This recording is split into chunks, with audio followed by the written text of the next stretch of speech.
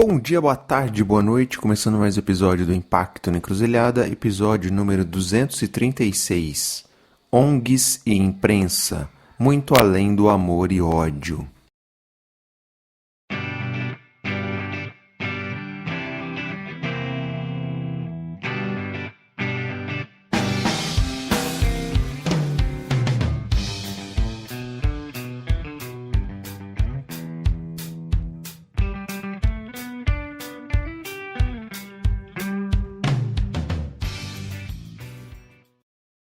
E nesse episódio eu recebi a Mariana Tavares, jornalista e cientista social, com uma longa caminhada nessa interseção entre jornalismo, ciências sociais e terceiro setor.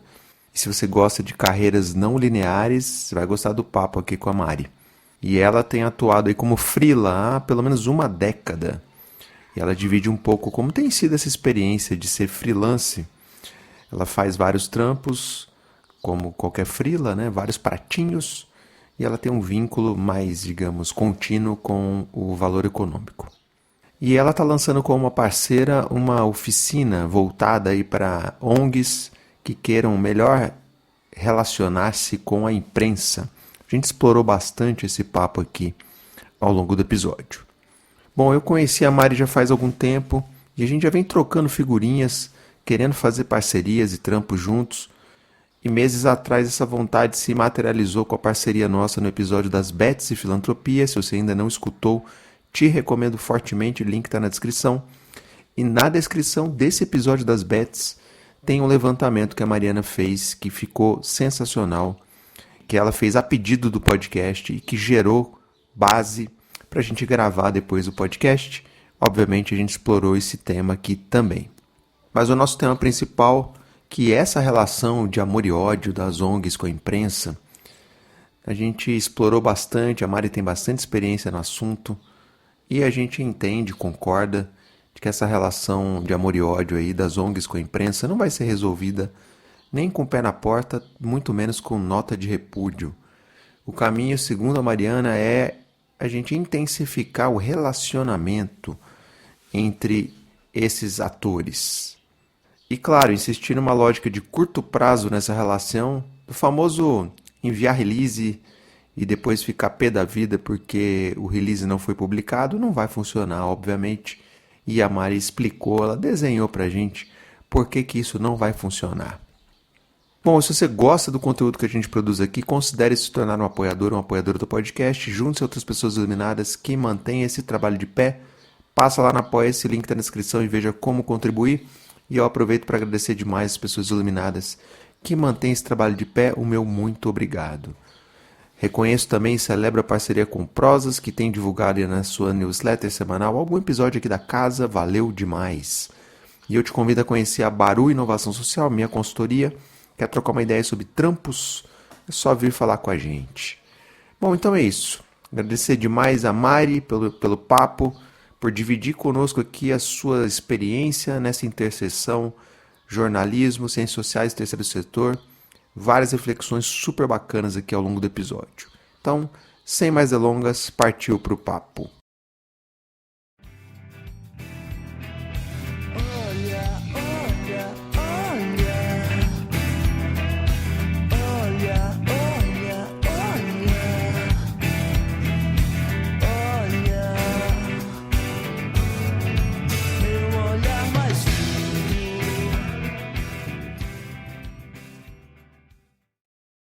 Olá, Mariana, tudo bem? Seja super bem-vinda. Obrigado por você ter topado vir aqui conversar com a gente, invertendo chapéus, né? Para a gente começar, se apresenta. Quem é a Mariana? Bom, primeiro, muito obrigada pelo convite, agradeço demais. Como eu falei, né, a gente estava falando aqui no off, eu fico muito mais confortável fazendo perguntas do que respondendo perguntas. Mas é isso, meu nome é Mariana, eu sou jornalista e cientista social de formação, e aí comecei a trabalhar há exatos 20 anos, e nesses 20 anos eu sempre fiz e continuo fazendo muitas coisas diversas nessa intersecção entre comunicação e ciências sociais, e terceiro setor, e área social, enfim. Então, eu comecei trabalhando com avaliação de projeto social, numa época que foi o auge, eu acho, tinha muito recurso para isso, aí depois eu fui para a revista, revistas de imprensa mesmo, né, setoriais que não existem mais, o que é sintomático também, né, do fim de muitos veículos impressos. Trabalhei com edição de livros, em editoras com essa perspectiva de pensamento crítico enfim, relatório de sustentabilidade para a ONG, edição de texto, olha, já fiz de um tudo. Investimento social privado, né? E aí já faz muitos anos, sei lá, década, que eu sou freelancer.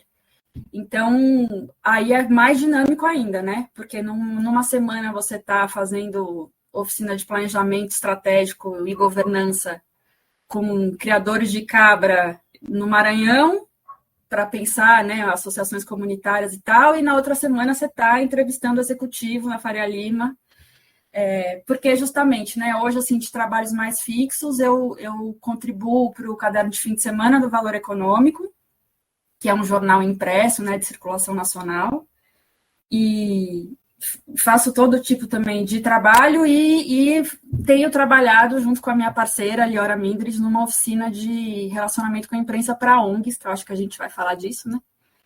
Então, o panorama é um pouco esse, assim. Que legal, Mari. E, bom, na tua apresentação você já foi mostrando a não linearidade da tua carreira, né? Que eu adoro, eu também me considero um pouco assim. E essa coisa não linear, depois de 10 anos de freela já, te incomoda ou te liberta? Como é que você lida com isso? Me liberta, foi uma escolha, mas tem um preço quase no sentido literal da palavra, assim. Me liberta porque é isso, né? Eu gosto muito o meu ano nunca é igual ao ano anterior, inclusive às vezes em sentido geográfico mesmo. Eu circulo muito por áreas muito diferentes e espaços muito diferentes, conversando com pessoas de perfis muito diferentes. Mas tem um preço não ter E aí, falando em termos financeiros mesmo, enquanto profissão, carreira, né? Assim, eu não tenho estabilidade financeira sei lá, não lembro a última vez que eu tive a perspectiva de um CLT, sabe assim? Então é uma escolha, assim, não é todo mundo que gosta. Eu recebo muitas, e vou até aproveitar aqui, porque eu recebo muitas mensagens pelo LinkedIn no meu inbox, né, de principalmente jornalistas jovens, gente que está começando na carreira, querendo ser freela e tal, e eu explico muito isso, olha, é muito legal, mas entenda o que você quer, né, de longo prazo, assim. Mas eu acho que liberta. Eu, pelo menos, assim, para mim, a escolha de vida, eu sempre falo isso, né? O jornalismo, principalmente, é uma forma de estar no mundo, né? Para mim, assim, é a forma que eu me entendo enquanto gente, sabe? E essa dinâmica de vida eu acho muito legal. É curioso porque quem está começando carreira agora tende a olhar a não linearidade, a não especialidade, talvez como algo um pouco estranho, porque a tendência é a gente se especializar cada vez mais numa área de conhecimento, né? Você ainda sente que tem espaço para seguir esse caminho na contramão da especialização?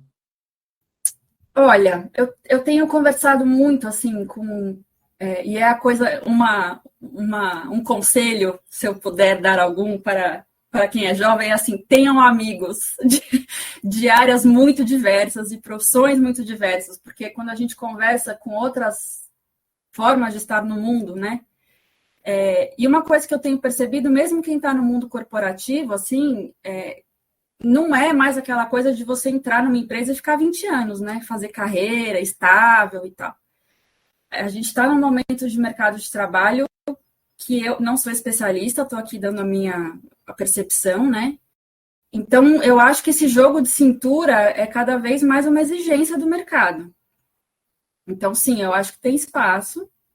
Mas aqui também, assim, no jornalismo, o jornalismo é um mercado de trabalho que em particular, crise, né? Assim, a gente está numa situação de precarização muito complicada, isso rende um podcast à parte, inclusive, é uma das coisas que a gente trata na oficina de relacionamento com a imprensa, de explicar para as ONGs, para as organizações, um pouco esse panorama das condições de trabalho e tal. Né? Enfim, acho que a gente vai entrar um pouco mais nisso, mas já me adiantando, um pouco nesse sentido, porque ela é muito... As condições de trabalho do jornalismo são muito constitutivas do próprio fazer, né? Do próprio produto, da própria notícia. Mas é assim, eu acho a melhor profissão do mundo, a profissão mais legal do mundo. A gente brinca, né, que as pessoas civis talvez não entendam o quanto é viciante, assim. Justamente nessa coisa de você circular muito e ver que a vida é muito rica, né? Não existe só uma forma de conduzir sua vida, né? Eu acho, e as ciências sociais também ensinam isso, né? Pô, que bacana. Bom, eu sempre brinco, eu sou um agrônomo não praticante, mas se eu fosse fazer um outro curso, eu faria jornalismo, de verdade. Apesar de todos os conselhos de quem é jornalista de não faça isso, você vai se lascar e tal, mas enfim. Você falou da oficina, e eu quero entrar nesse tema, que é, bom, a gente sabe que existe uma relação de amor e ódio do terceiro setor com a imprensa, com a mídia e tal. E você e uma parceira criaram uma oficina justamente um pouco para lidar com esse meio de campo. Queria que você contasse um pouco o preâmbulo, de onde veio essa ideia, desenrola um pouco mais para a gente entender. Eu vou ser bem sincera e honesta, da onde nasceu essa ideia, assim. E aí ela tem uma origem prática e uma origem de contexto também. A origem prática é que, justamente, né, eu estava no começo do ano, nessa minha vida de freela, com uma perspectiva de uma prestação de serviços corporativa garantida para o ano todo, e ela foi cancelada de uma hora para outra, o que quebrou um pouco as minhas pernas do meu orçamento mensal. Assim, sendo muito honesta, foi isso que aconteceu. E aí, também olhando um pouco, né, a perspectiva do mundo de trabalho no jornalismo e mesmo nas ciências sociais, né, na área social e tal, me veio um pouco juntando assim algumas pontas, por eu circular muito, eu recebo, por exemplo, muito release de organizações sem fins lucrativos por causa do meu trabalho como jornalista. E percebo erros muito comuns, assim, né? Releases de projetos muito legais, mas que você vê que ali eles não estão conseguindo comunicar para o jornalista o quão legal, o quão importante o trabalho é, né? De outro lado também, eu tive nos últimos anos, assim, algumas experiências de estar em ambientes com organizações sem fins lucrativos e ouvi-los falando sobre a imprensa e me deu uma sensação muito concreta de que não necessariamente eles estavam falando de situações entendendo qual é, por exemplo, as dinâmicas internas de um veículo, né? Quem é que aprova uma pauta, qual é o papel do repórter, quais são, de novo, como eu já falei, né, as condições de trabalho de um repórter. Não é realista uma ONG, infelizmente, entender ou imaginar ou esperar que um jornalista vai chegar para te entrevistar sobre saneamento básico, tendo feito horas de pesquisa, né, sobre saneamento básico. Não, é o melhor dos mundos, né? Assim, por exemplo, eu tenho uma condição de trabalho no Valor Econômico por eu fazer um caderno que é de fim de semana e eu não escrevo sempre também, as minhas participações no Valor são um pouco mais pontuais, eu tenho tempo para fazer pesquisa, né? Mas essa não é a realidade de quem está, por exemplo, num veículo diário, ou num portal, enfim. Então, e aí eu pensei nisso, né? Para usar uma expressão do mercado, né? A tal da dor do mercado. Assim, eu percebi que as organizações não têm conhecimentos que também ninguém ensinou, elas não têm obrigação de saber, né? Mas que era uma coisa que eu poderia ajudar, justamente porque eu tenho muitos anos já trabalhei em muitas ONGs, já enquanto freela, fiz muita consultoria para desde organizações de base no interior do Piauí até investimento social privado com orçamentos milionários, né? E aí me veio essa ideia de montar essa oficina, de ensinar as ONGs a se relacionar com a imprensa. E na mesma hora me veio na cabeça a Liora Mindres, que é uma amiga, assim, uma parceiraça, uma amizade que a ACD me deu, né? A ACD, uma ONG super importante de reabilitação de pessoas com deficiência aqui em São Paulo, onde eu fiz alguns trabalhos, conheci ela lá. E a Liora, ela é assessora de imprensa especializada em terceiro setor. Então, nós duas juntas, a gente cobre os dois lados do balcão, né?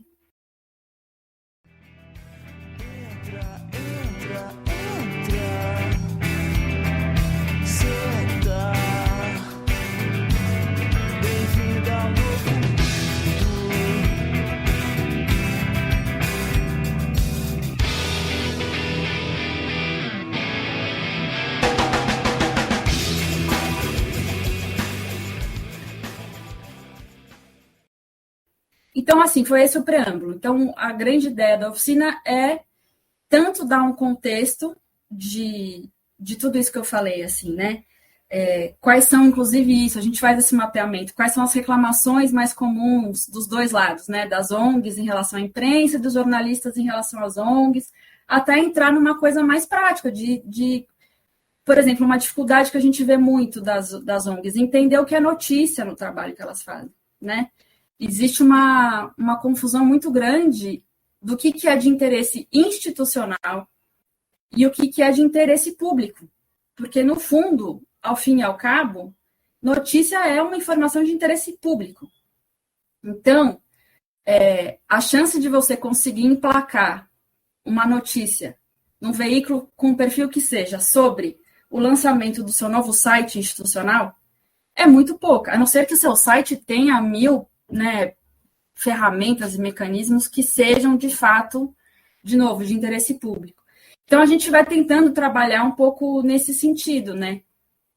E muito também, não sei se eu estou aqui já me alongando, mas de explicar por que é importante se relacionar com a imprensa, né?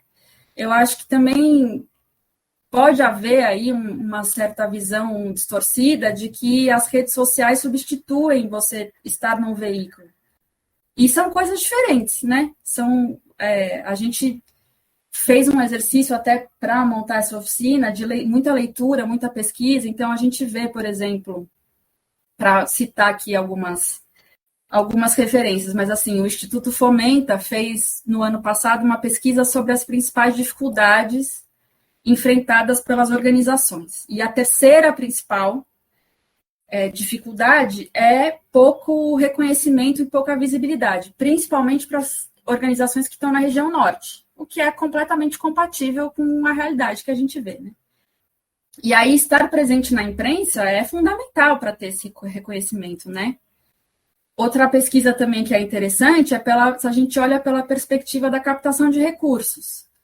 Então, o IDES, né, na pesquisa do Ação Brasil, com os resultados de 2024, tem dados muito interessantes. Então, assim, primeiro que na investigação do IDES, né, a imprensa influencia mais na decisão de doar do que as redes sociais. Isso aparece lá, assim, 20% citam a imprensa como uma influência e 15% citam as redes sociais. O IDES também fala nessa pesquisa de que a decisão de doar está mais cautelosa do que nunca, então mais de 80% das pessoas que doam só doam depois de buscar informações, né, sobre a organização e tal. E um dado muito impressionante e muito interessante é que 49%, que é, enfim, metade, basicamente, já deixaram de doar depois de ler notícias negativas sobre o assunto. Então, assim, é importante, né? É uma fonte, as pessoas ainda vão à imprensa, aos veículos de imprensa de jornalismo tradicional, para se informar e para mediar a relação que elas têm com as ONGs. Então, é importante você estar lá. E tem uma questão também, e aí eu paro de falar, porque, enfim, eu me empolgo, mas que é uma coisa que, talvez por causa das ciências sociais, mas para mim é um assunto que me é muito caro, uma razão que me é muito cara, que é incidência no debate público, né? A gente precisa das ONGs, tem muita gente fazendo muita coisa importante e a gente fica um pouco em discursos muito repetitivos. A gente precisa que as ONGs estejam na agenda pública, né? Trazendo o seu olhar, sua visão de mundo, trazendo as soluções que elas estão construindo e um pouco tensionando também, né? Porque a gente vê aí discursos muito complicados ganhando tração e acho que também tem e não, né, não quero aqui de maneira nenhuma também jogar a responsabilidade só para as ONGs. Acho que o jornalismo tem que fazer muita autocrítica também, para quem que a gente dá voz, para quem que a gente não dá voz. E, enfim, eu acho que é uma parceria muito rica para o país que a gente quer construir, sabe? Essas pessoas precisam ter holofote. E a oficina, a ideia toda é essa, assim, ajudar essas duas pontas a se comunicarem em nome do bem público, sabe? Assim, do bem coletivo. Incrível, Mari. Muito legal. Eu fui escutando aqui e lembrando as várias matérias que saíram e continuam saindo, infelizmente, e distorcem um pouco, coloca todas as ONGs na vala comum, enfim, desvios, etc. E aí a gente vê a movimentação no nosso setor, no terceiro setor, de nota de repúdio, que espelha um pouco essa situação que você trouxe, de que, olha, é um jornalista, às vezes, freela, que fez a matéria, não teve tempo de estudar, aprofundar. E aí, obviamente, o editor deu aquele lead para dar destaque, etc, etc. Você conhece bem, né, como é que é a fábrica de salsicha. Queria te saber como é que a gente lida com isso. A nota de repúdio não vai resolver. Quais saídas que a gente tem para situações como essa? Pois é, então, você sabe que na oficina a gente fez um exercício de levantar manchetes recentes, e não precisa ir muito longe, com a palavra ONGs. A gente entrou lá no buscador, ONGs, notícias, e vê o que aparece. Assim. E tem coisas escabrosas, realmente, tem coisas muito irresponsáveis, né? A gente sabe que existe uma tendência da imprensa, quando não tem cuidado, de criminalizar um setor inteiro que tem mais de 900 mil organizações por causa de casos de denúncia, que quando você vai ler a matéria, está falando de 2 organizações, né? E também o quanto a coisa é apresentada como a corrupção das ONGs, sendo que muitas vezes é uma corrupção de dinheiro público do lado de lá, né? Da onde está vindo esse dinheiro, né? É toda uma questão de como é que você apresenta a notícia. A imprensa tem muitos vícios ainda hoje, né?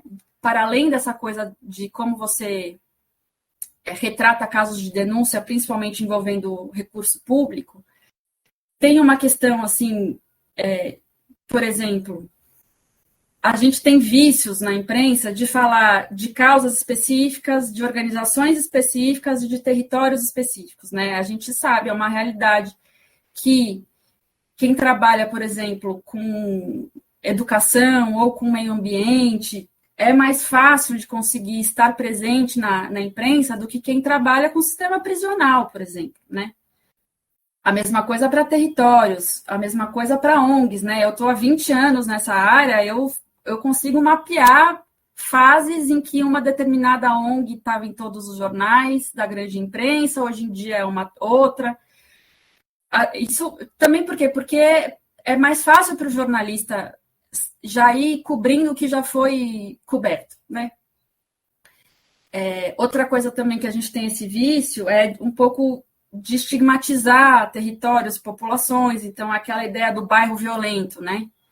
A imprensa também não tem muito cuidado, assim. Enfim, agora, como é que resolve tudo isso? Eu acho, e é uma coisa que a gente defende, eu e a Liora, na oficina, é com aproximação, não é com isolamento. A gente entende a desconfiança que as ONGs têm em relação à imprensa, um certo pé atrás, justamente por causa de tudo isso que eu estou falando e que você mesmo muito bem identificou. Mas, primeiro, assim, entender que o jornalista é a sua ponte com o público. Então, se você ajuda esse jornalista a qualificar a informação, obviamente, vai chegar com mais qualidade para o leitor, né? Você simplesmente abrir mão de se relacionar, e aí, claro, que tem que ter, por parte de cada organização, uma avaliação, inclusive política, dos espaços onde ela quer estar e onde ela não quer estar, né? Como toda a profissão, vale para o jornalismo, vale para o terceiro setor, vale para tudo na vida. Tem pessoas com boa intenção e tem pessoas com interesses esquisitos, né? Então, assim, vale a ONG também identificar veículos que ela se interessa, identificar jornalistas que podem ser parceiros. Tem um trabalho também, uma lição de casa, né? Mas se você entende que existem pessoas que estão afim de fazer direito nos veículos de todo perfil, não é só na mídia independente, né? Que é onde a gente mais associa diretamente a pautas sociais. E se você entende que construir relacionamento é a grande chave de tudo, inclusive, por que eu estou falando isso? Porque existe um certo olhar um pouco mais do curto prazo, né? De mandar o release para o jornalista e querer que isso seja publicado e a sua chave de leitura de sucesso ser quantos releases você emplacou. É muito mais produtivo você ir pela via de construir relacionamento com essas pessoas. E isso, na prática, significa o quê? Ajudar a ir atrás, quando o jornalista precisa, por exemplo, de personagem para matéria, ajudar quando a gente precisa entender o contexto. Às vezes eu preciso que alguém especialista me explique um assunto, sei lá, sobre meio ambiente, que talvez não entre na matéria enquanto entrevista, porque não cabe, né, por questão de espaço, ou porque o foco não é esse, mas se ela me ajuda, eu vou lembrar dessa pessoa para sempre, entendeu? Então, isso é muito uma coisa, assim, que se eu puder falar alguma coisa aqui de novo, né, de construtivo para quem estiver ouvindo, entenda essa relação como, primeiro, benéfica para os dois lados, né? Segundo, com essa perspectiva de longo prazo e também entendendo esse resultado até como uma estratégia de incidência política da sua organização, né? A gente tem muitos exemplos muito legais de guias, manuais, portais que as ONGs fazem com esse objetivo de qualificação de jornalista. Então, eu posso dar aqui alguns exemplos concretos, né? O ISA, o Instituto Socioambiental, tem 2 portais que eu uso muito. Um sobre unidades de conservação do Brasil e outro sobre povos indígenas, né?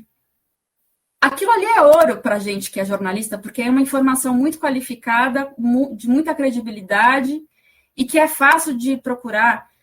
Outro exemplo que eu posso dar também, que é um manual que a Fundação Maria Cecília Souto Vidigal fez em parceria com 2 veículos muito legais, né? Com a Alma Preta Jornalismo e com o Nós Mulheres da Periferia, se eu não me engano. Que é um guia para pensar infâncias negras para jornalistas, especificamente para jornalistas. É claro que isso, tudo que eu estou dando exemplos, requer um dinheiro, né? Requer recursos para a ONG poder fazer isso. Mas só para dar exemplos de estratégias diferentes de como você se relaciona, né?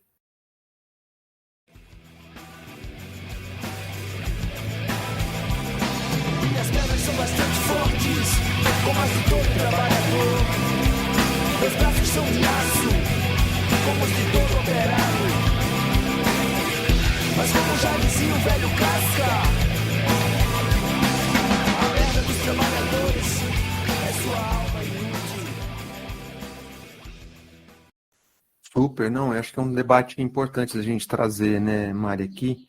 Eu mesmo aqui, como um podcast independente, recebo release direto e, em geral, a abordagem é equivocada, porque eu sou colocado numa prateleira como se eu fosse a Folha de São Paulo, ou sei lá, qualquer veículo, e a gente é outra coisa aqui. Então, próprio, às vezes, assessoria de imprensa também tem dificuldade de fazer essa distinção entre essas diferentes formas de vida, vamos chamar assim, da mídia hoje. Não é mais só jornalão, né? Tem um monte de outros players que há 20 anos atrás não tinha. Também requer esse olhar mais apurado e não apenas copiar, colar o que estava sendo feito, né? O mundo mudou e tal. E isso esbarra também no terceiro setor, na forma como a gente está no terceiro setor enxerga o outro lado da comunicação, né? Um pouco, eu imagino que isso eles também exploram essa relação na oficina, correto? Total.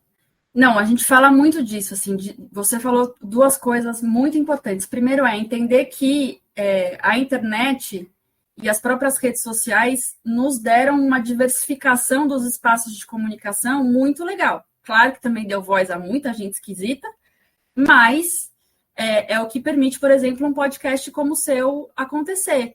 E dependendo da notícia ou da matéria e tal, é muito mais jogo para a ONG estar aqui do que num veículo gigantesco, né? Então, isso é uma coisa que a gente também tenta explicar, assim, e tenta fazer isso de uma forma concreta, né? Mas de você entender, assim, primeiro, depois que o que é que você quer comunicar? Uma vez que você sabe isso, que você tem um pouco mais concreto qual é a notícia, né?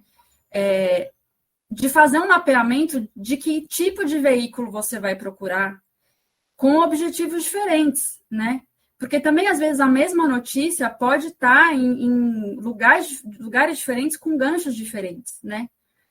Então, uma pessoa que vem aqui no seu podcast, que é de uma ONG, consegue, né, tratar de assuntos mais amplos, aprofundar um pouco mais o trabalho, mas não adianta mandar... foi exatamente o que você falou, não adianta mandar o mesmo release, assim, vou tentar ser um pouco mais concreta para quem nos ouve. Adapte a abordagem e o release ao Fábio, num podcast, e se tiver propondo para mim no caderno de fim de semana do Valor Econômico, né? São abordagens diferentes, porque são naturezas diferentes, né? Assim, e entender que todos têm seu valor e todos têm um público específico. É uma lição de casa que é trabalhosa, essa é a verdade, né? E eu entendo também, isso é uma coisa que a gente fala muito na oficina, a gente entende também que a gente está falando com organizações que muitas vezes não têm equipe, né? A gente sabe qual é a realidade do terceiro setor, né? E aí, também como transformar em ser possível essa lição de casa para uma organização em que a pessoa que está mandando o release é a mesma que está inscrevendo a ONG em edital e escrevendo o relatório de prestação de contas e etc, etc. Então, também entender que, às vezes, a informação que você está colocando no relatório de prestação de contas pode ser uma notícia, dependendo do veículo, né? Então, assim, é um pouco explicar esse olhar. É claro que no período de uma oficina a gente não vai conseguir que todo mundo saia dali jornalista formado, né? Óbvio. Mas de tentar um pouco dar esses truques, porque é uma questão de olhar mesmo, assim. Exato, acho que é isso, Mari. E interessante que quando eu recebo release de jornalista que assessora organizações com porte um pouco médio, maior, a primeira pergunta que eu faço é: você já escutou algum episódio aqui? A pessoa se percebe que não. Fala, cara, escuta escolhe um qualquer, escuta, porque eu acho que o release que você me mandou talvez não se encaixe bem. Aqui a gente segue, aí eu explico, aqui pego na mão, né?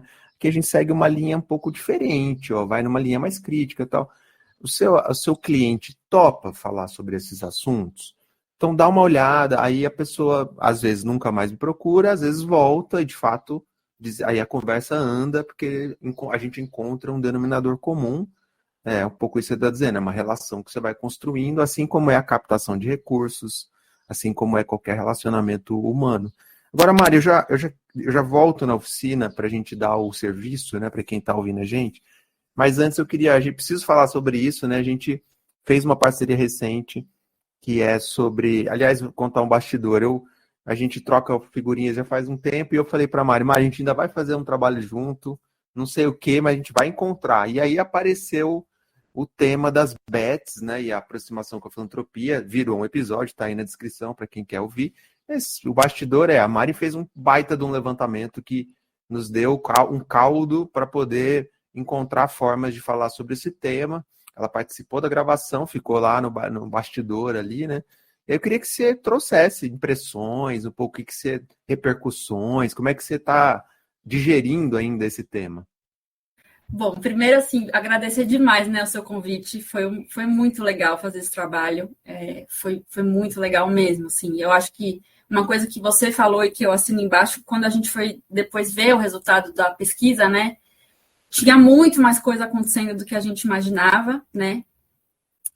Assim, esse assunto, realmente, e você foi muito sábio, né? Também abri um bastidor aqui de que essa sacada de perceber que isso é um assunto, né? A presença das casas de apostas online, principalmente, na filantropia, foi uma sacada sua genial, porque rende muitos episódios, né? Então, assim, tentarei ser breve, que não é o meu forte, como já deu para perceber. Mas, o que eu fiquei pensando muito fazendo esse trabalho, primeiro, de novo, né, o quanto as ciências sociais moldam um pouco os meus pontos de vista. A primeira coisa que eu fiquei pensando assim, por que agora, né? O que desse momento histórico nos ensina sobre essa entrada com tanta força das bets? É claro que tem muito investimento em cima disso. Mas por que as bets encontraram terreno fértil, né? E aí, assim, eu acho, não consigo não imaginar que isso que as casas de apostas online dialogam muito diretamente com o neoliberalismo, né? Assim, a gente vê ganhando força com muita tração mesmo, assim, esses discursos de saídas individuais, né, e de desamparo e de a gente vê que não existe muito mais um horizonte de direitos sociais garantidos, coletivos, né? E as pessoas estão um pouco, cada um por si, Deus por todos, e eu acho que as casas de apostas conversam muito com isso e também muito com uma ideia de sucesso que é completamente vinculada a sucessos, né, a materiais mesmo, e posses, né, assim. A Marilena Chauí deu uma entrevista recente na Folha de São Paulo para a Fernanda Mena, muito interessante. Acho que saiu faz poucos dias. Sugiro quem puder, vale a pena ler, assim, porque a Marilena Chauí, que é uma filósofa, né, para quem não conhece, ela faz um comentário muito interessante de que ela fala que o mundo neoliberal é totalitário e que o totalitarismo passa por não necessariamente aquela nossa ideia, né, de uma ditadura e tal, mas de uma questão de que todas as formas de vida são idênticas. E que aí, eu estou falando isso por quê? Porque ela fala que a gente está num mundo em que tudo virou empresa, né? Escola virou empresa, hospital virou empresa, família virou empresa, o indivíduo virou empresa, né? E eu acho muito... para mim, isso tudo, as casas de apostas passam por isso, assim. Acho que passa também por uma coisa de que, isso que a gente estava falando do mundo do trabalho, né? Assim, a gente não vê muito mais saída, enfim, isso aqui rende, de fato. Agora, eu acho que... Por que eu estou falando disso? Porque isso impacta no terceiro setor, né? Politicamente, ideologicamente, o que a gente faz com isso? Se é, né, assim, se é uma... E a gente colocou no material lá, né, algumas referências que fazem essa ponte analítica das casas de aposta com esse cenário de erosão social mesmo, né? E pensando que as ONGs têm pelo menos as ONGs com as quais eu, e acho que você, né, a gente se identifica e tal, que querem pensar outros projetos de país e tal, como é que a gente encara essa entrada das casas de apostas com filantropia? Outra coisa também que eu penso muito, fazendo a pesquisa, é assim, e que, de novo, a importância das ciências sociais. A gente precisa olhar para os dados, né? Não dá para pensar esse assunto no etéreo. Então, assim, de que dinheiro a gente está falando? A gente está falando, e aí a gente convida, né? Eu deixo aqui o convite para as pessoas lerem a pesquisa lá na íntegra, que está lá em PDF disponível. Mas a gente está falando de dinheiro, basicamente, de homens até 39 anos, classe C, D e E, com uma participação muito grande de pessoas endividadas. Esse é o dinheiro que está indo para as casas de apostas. E que está indo para a filantropia via casas de apostas, né? Outra coisa que me chamou muita atenção é que muitas pesquisas que falam do impacto das casas de apostas online e tal, chamam muito a atenção para o impacto disso, um impacto muito deletério em crianças e adolescentes. E quando a gente vai olhar o perfil dos projetos que a gente conseguiu identificar que estão sendo apoiados por essa filantropia são, para muitos deles, para crianças e adolescentes. Então, a gente tem uma contradição de termos aí, né? Agora, isso tudo posto, eu acho que não dá também para entrar numa linha moral de falar você, ONG, que aceita dinheiro de Bet, vai arder no mármore do inferno, entendeu? Por quê? É muito fácil a gente falar aqui dessa perspectiva teórica, e que eu acho sim importante, a gente precisa sim discutir, mas se a gente vai discutir, a gente precisa discutir a filantropia de outras empresas, de outros setores, que também causam prejuízos sociais gravíssimos. Não dá simplesmente para falar, Bet não, mas Bet não, e por que outros sim, né? Outra coisa também, assim, muitas Bets e das filantropias estão apoiando projetos que estão fora do eixo do Sudeste, com... Também uma coisa que eu chamo a atenção valeria a pena quem se interessar nesse assunto ir atrás de ver a transparência dessa filantropia, né? Relatórios de atividades das Bets, se isso está sendo produzido, enfim. Isso a gente não se adentrou, mas eu acho que era uma coisa importante. Mas, assim, também, o que eu estou querendo dizer a gente sabe que a gente tem uma filantropia no Brasil muito concentrada, né? Em causas, em territórios e em volumes de dinheiro que não necessariamente é o que poderia ser. E aí, será que as filantropias que são menos moralmente questionáveis também, não é o caso de olhar para si e falar, será que a gente está cumprindo o nosso papel de um jeito que não torne a entrada das casas de apostas na filantropia tão necessária? Porque, assim, não dá, entendeu? Elas têm ONG que é o que consegue acessar esse dinheiro. Então, não sou eu que vou entrar, sabe, no debate nesses termos. Eu acho que, assim, é questionável, tem uma questão ética, tem uma questão moral, sim, com certeza, mas não é um debate simplista, eu acho.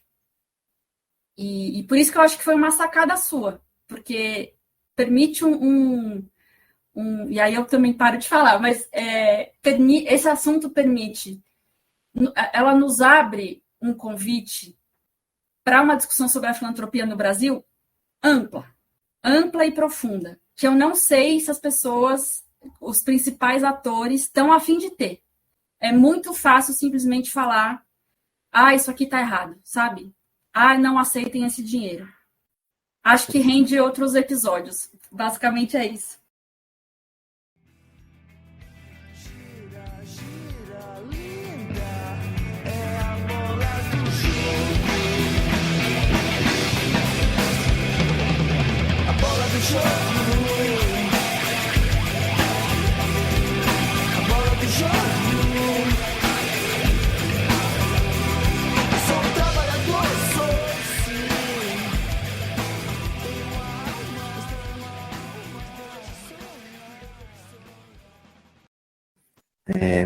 Bom, alguns comentários rápidos aqui, Mari. Primeiro que a sacada não é minha, coletiva, né? Conversando com outras pessoas, enfim, essa ideia está circulando aí, a ideia de, poxa, esse é um tema. Segundo que a gente também me surpreendeu a quantidade de iniciativas que já existem de bets apoiando projetos sociais, etc. A gente imaginava que seria muito menos do que de fato já é, ou seja, já é uma realidade, já está acontecendo e não é pontual, ou seja, vai crescer muito ainda. Terceiro ponto, a gente conseguiu no episódio que a gente gravou lá, ir além desse debate moral, certo e errado, bem e mal e tal. Sim, é muito mais complexo, tem muitas camadas, a gente conseguiu só pincelar algumas, cabe muitas outras reflexões, e que bom que o campo começa a olhar para esse assunto e quem sabe aprofundar mais, acho que tem um terreno fértil aí pela frente, não só podcast, texto, eventos, discussões, mas também pesquisas acadêmicas, estudos mais aprofundados. Tem mil abordagens possíveis nesse assunto. Que bom que a gente pôde um pouco jogar a luz nisso. E por último, lembrar, quem ainda não se ligou, não escutou, o episódio está aí, link na descrição. E na descrição desse episódio das bets, tem a pesquisa que a Mari fez para a gente aqui, a serviço do podcast, e eu recomendo demais. Dá uma olhada que você vai se surpreender a quantidade de coisa, não só no Brasil, fora do Brasil também tem vários exemplos e referências muito, muito bacana. Mari, feito toda essa volta sobre bets, acho que é um tema que a gente certamente vai voltar a destrinchar aqui em outros espaços. Fico feliz da gente ter levantado essa bola. Queria voltar aqui, te convidar a trazer o serviço da oficina. Quem está ouvindo, pô, eu quero saber mais, como é que eu procuro, tem vaga, como é que funciona? Dá o serviço aqui para a gente, por favor. Dor, te agradeço muito o espaço para isso. Não, assim, a gente tá... Qual que é a nossa ideia, né, por enquanto, assim? A gente tá indo atrás de filantropias, né, que topem nos contratar para oferecer isso para as ONGs que elas apoiam, né?